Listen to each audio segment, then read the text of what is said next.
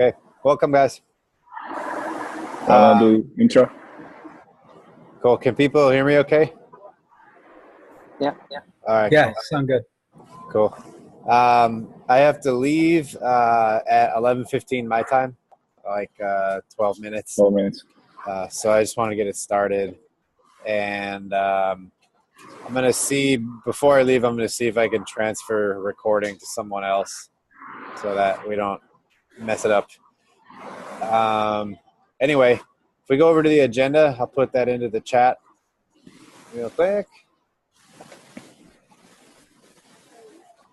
I moved the review approval merge process item to the top so that we can get started on that now. I just wanted to hopefully start the discussion and maybe get some responses and some idea of what we're going to do. So we can start writing something down as our contributor base grows. So I want to open up the floor first. There are some sub bullet points there. There's 4. One of them just says, let's write down a doc. So ignore that one. But other than those, I want to hear what folks think about what we should do to review PRs and have like a process.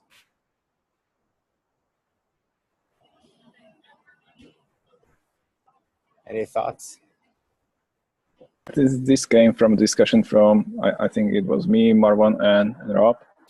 We were talking about we should approve the PRs if we should like have a required approvers, and how long should we wait for which PRs, like for important changes and for quick PRs, not so important. So my suggestion was to wait for big changes at least 1 day, so everybody can view and can get on track, basically. So I guess we all agreed that 24 hours or maybe even more is okay. Okay. So it sounds like we probably need a way to determine, or to, I guess, decide on and label how big a PR is. Might be the first thing. Yeah, maybe even on a issue level, you know. I didn't hear that, Michal. What was that? Yeah, maybe even on issue level. Issue level. Okay. Yeah. Okay. Like importance of the issue. I'm going to write down some notes here. So we need to have a way to determine size of PR. Maybe do this at the issue level instead, question mark.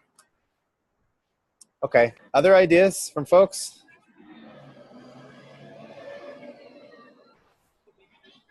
I'd like to use some of the GitHub features, like just require reviews from, so something doesn't get just quick merged in there. Everyone has a like chance. even if we just set it to 2, like or something, 2 approving reviews at first, and then maybe once we get like code owners all set up, it could be 2 reviews and a code owner, or 1 review with 1 being a code owner too. Okay. Yeah. So I heard like code owners and require reviews kind of go hand in hand. So yeah. What if we started with code owners? Well, because we have to set them up. Yeah. So we have to decide who owns what, and how to decide who owns what. But we can set like two reviews from maintainers required, just like there's just a setting in the repository protection settings. Right. And then so you could just set that to whatever number to start. Okay. So I love that. Yeah, I really love that. And I wanted to talk to your point, Michal. I wonder if instead of time, or maybe in addition to time, we can also set, because we'll have a code owners and we'll have required reviews. Or we may have code owners, we may have required reviews, depending on what we decide on. we might be able to set, in addition to time, just have GitHub enforce that N number of people from those code areas have actually reviewed it. Yeah, that's fine. That's fine. Let me take that as a note then.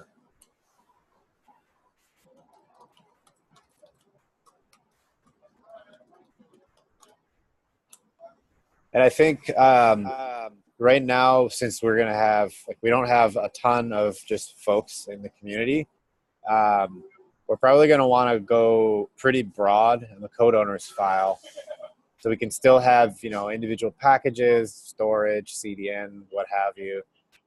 But we should probably put a bunch of people in each of those buckets because we have different time zones and just plain, yeah, not a lot of developers in a project right now.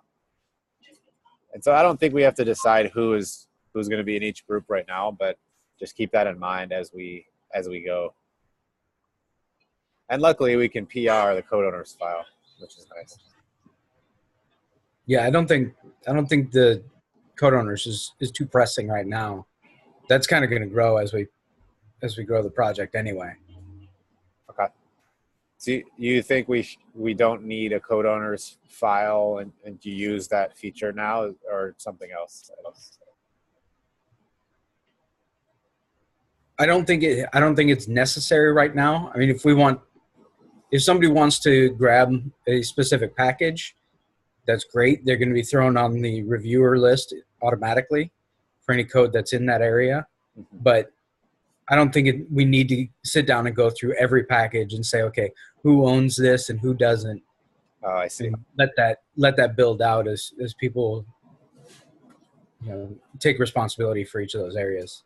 Oh, that makes sense. Okay. So we can use GitHub to say require at least 2 reviews without code owners. Is that kind of palatable to people? Yeah, I like that. Yeah. Okay. So I'm gonna just write that to remind myself. Let's do require N reviews for now. And then I'll just say code owners can kind of fall out of that. Let me figure out who has, quote, specialties.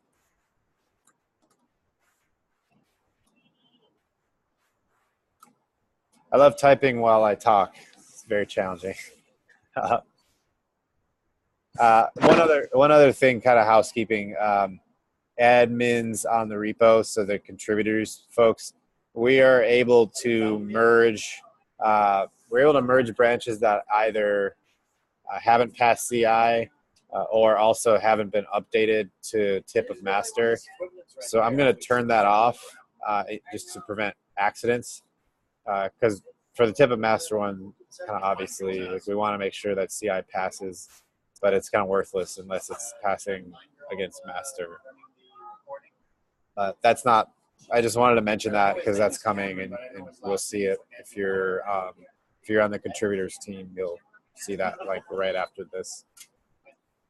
Hey, I'm Dinesh, and I wanted to add a point for reviews.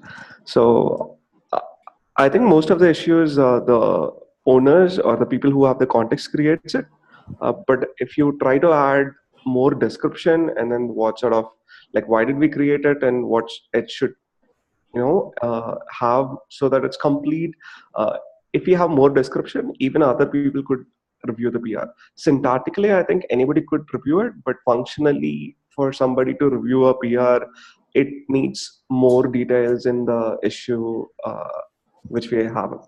So I think we should focus on the list of tasks and list of probably acceptance criteria or whatever you can call it. It should be more detailed so that it's easy for the folks to pick up, and also it's easy for others to review as well. All right. So what I got from that was we need deeper descriptions in issues so people know exactly what to do, probably some context, and then also how to know when it's done, whether it's ready for a complete review. Did I miss anything there, Dinesh? Yeah, that sounds good. Yeah, so that others could also do the review, not just the creators. Yeah.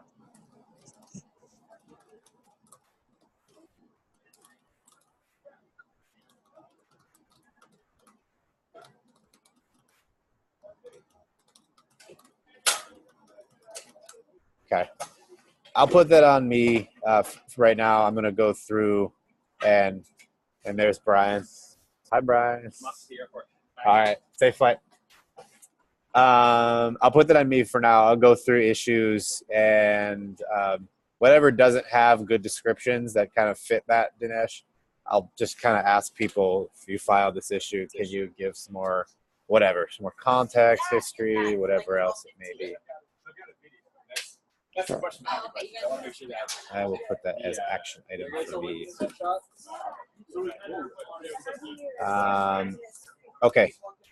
I have to go. As you can see, there's a million people that are going to start talking. So what I'm going to try to do, I'm going to make someone else an admin on this, if I can, maybe. Okay. Chad, I'm going to make you the host.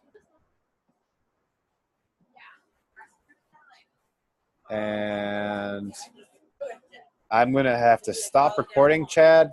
Can you start recording right after I stop it? Yeah? Oh, wow, what is that? All right. I can't hear you, but I'm going to stop recording. Gotcha. Okay, cool.